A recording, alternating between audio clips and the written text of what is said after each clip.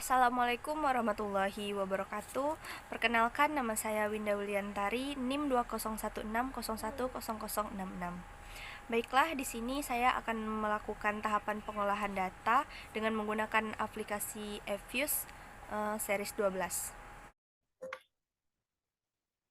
Baiklah, langsung saja saya akan melakukan uji pengolahan data dengan menggunakan aplikasi eFuse. Pertama, kita buka dulu aplikasi eFuse-nya.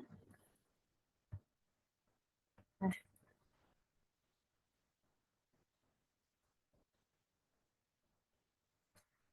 caranya yaitu dengan klik ini, create a new eFuse work file.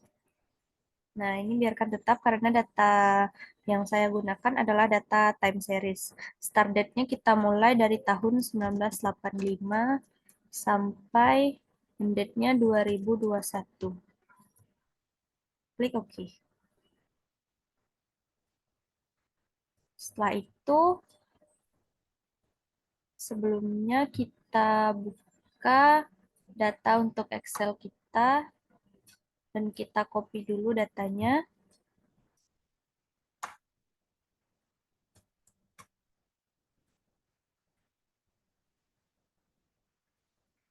Nah, lalu kita klik Quick, Empty Group. Nah, di sini kita masukkan datanya, kita paste. Nah, datanya sudah masuk. Ini kita keluarkan terlebih dahulu. Nah, langkah pertama yang kita lakukan adalah untuk uji asumsi klasik, yaitu yang pertama kita klik Quick, kita lakukan estimate equation. Nah, di sini kita masukkan fungsinya yaitu Y spasi C X1 X2. Klik OK. Nah, ini sudah keluar uh, uh, estimate-nya. Yang pertama kita lakukan untuk melakukan uji asumsi klasik, yaitu yang pertama uji multikolinearitas. Itu dengan cara klik view. Setelah itu kita pilih koefisien diagnostik. Setelah itu kita pilih variance inflation factors. Nah, ini sudah keluar hasil dari uji multikolinearitas. Setelah itu kita copy datanya, kita masukkan ke dalam lembar kerja kita.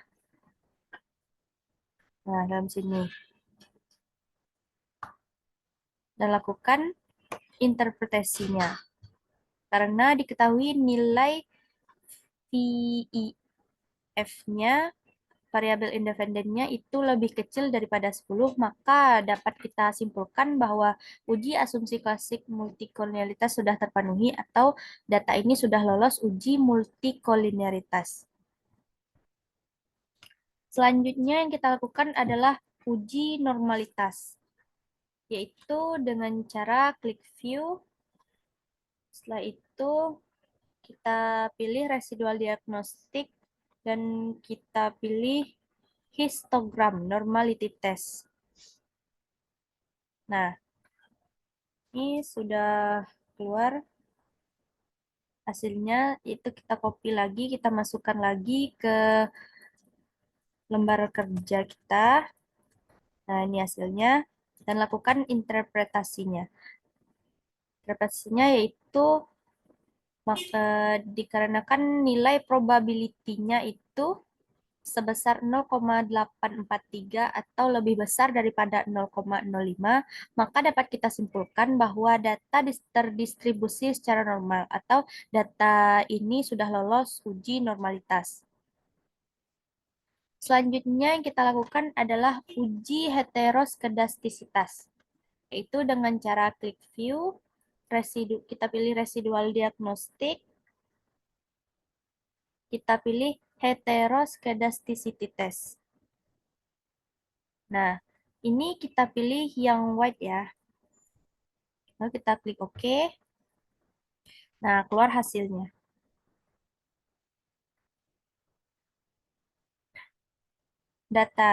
Hasil dari uji ini kita copy lagi, kita masukkan ke dalam lembar kerja kita dan lakukan interpretasinya. Karena yang diketahui nilai probability OFS square-nya ini sebesar 0,6981 atau lebih besar daripada 0,05, maka bisa kita simpulkan bahwa asumsi uji heteroskedastisitas sudah terpenuhi atau data ini sudah lolos uji heteroskedastisitas. Selanjutnya yaitu uji autokorelasi. Caranya yaitu klik view, klik residual diagnostic, kita pilih serial correlation LM test. Nah, kita langsung saja klik OK. Nah, hasil di sini kita copy lagi di ke lembar kerja kita.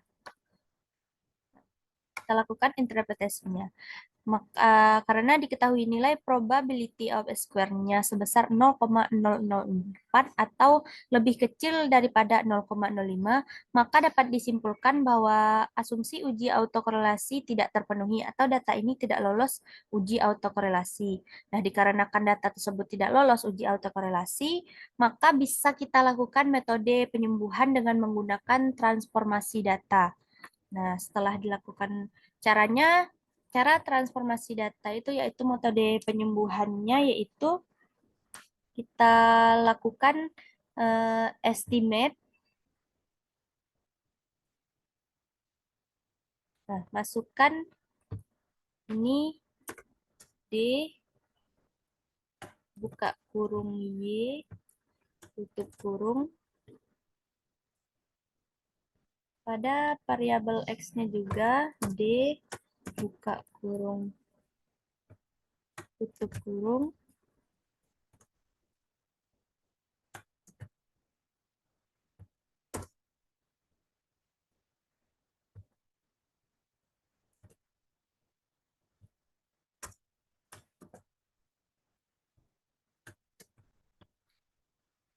Nah, kita klik OK. Nah, ini sudah dilakukan penyembuhan, maka kita lakukan uji autokorelasi kembali, yaitu dengan klik View, Residual Diagnostic,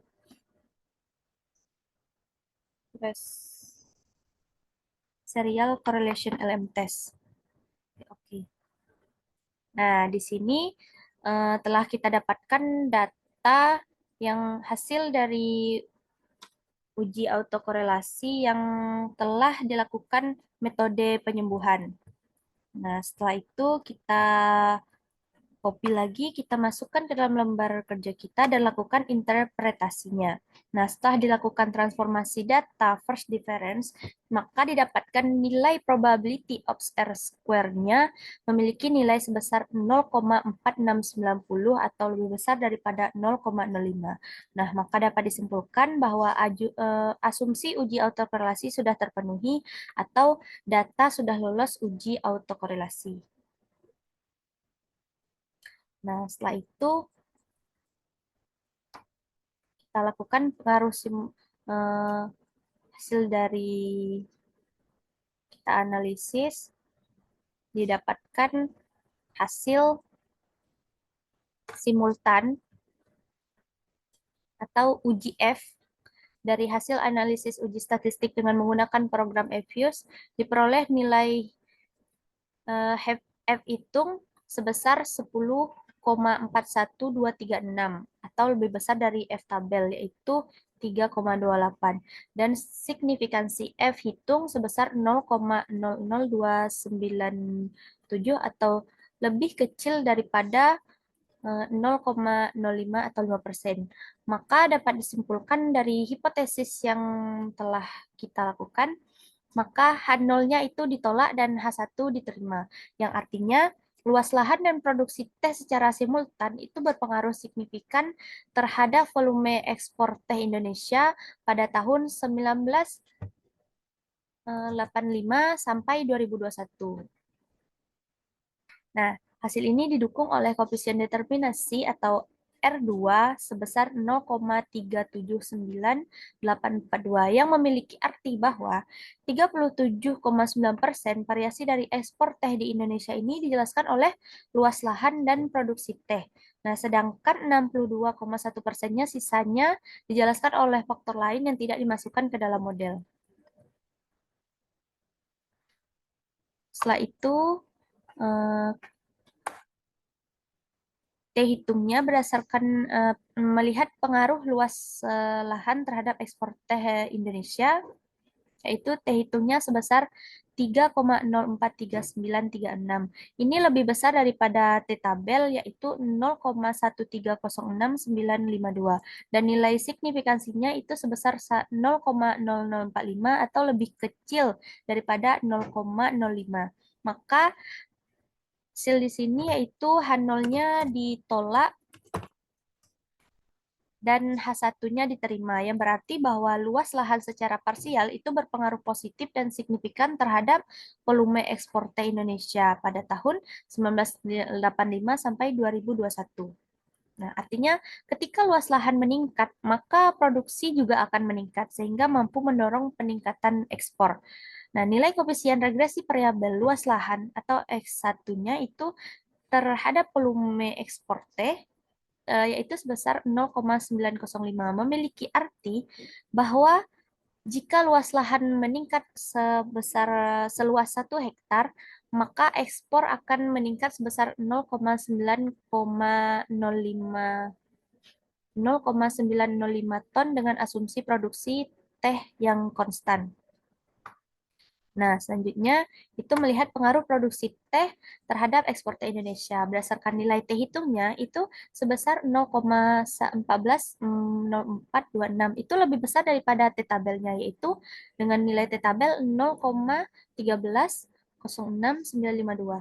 Dan nilai signifikansinya itu sebesar 0,8892 atau lebih besar daripada 0,05. Maka H1-nya ini ditolak dan H0-nya diterima, yang berarti bahwa produksi teh secara parsial tidak berpengaruh signifikan terhadap volume ekspor teh di Indonesia tahun 1985 sampai 2021.